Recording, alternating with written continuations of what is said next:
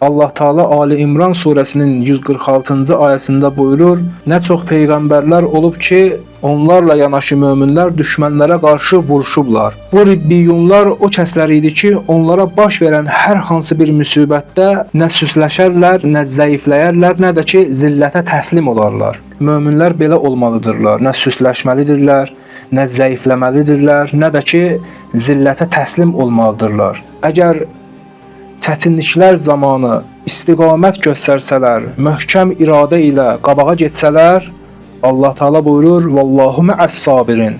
Mən səbir edənlərləyəm. Yəni istiqamət göstərənlərləyəm. Möhkəm iradə ilə mübarizə aparanlarlayam.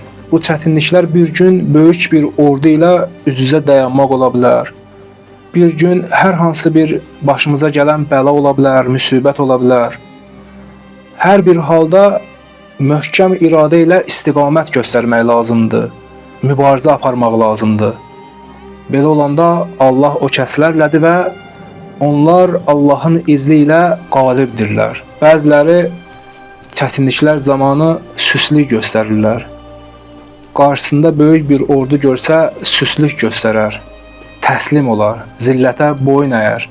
Buna misal olaraq Talutun qoşunundan bir iddəni demək olar ki, Allah Teala onları su və özlərindən dəfələrlə çox qoşunla imtahan etdi. Bəziləri belə buyurdu: "Qalu la taqata lana el-yevme bi Calut'a və cunudihi." Onlar buyurdular: "Bu gün Calut və onun qoşununa bizim gücümüz çatmaz." İnsanda iman və iradə zəif olanda müxtəlif bəhanələr gətirir.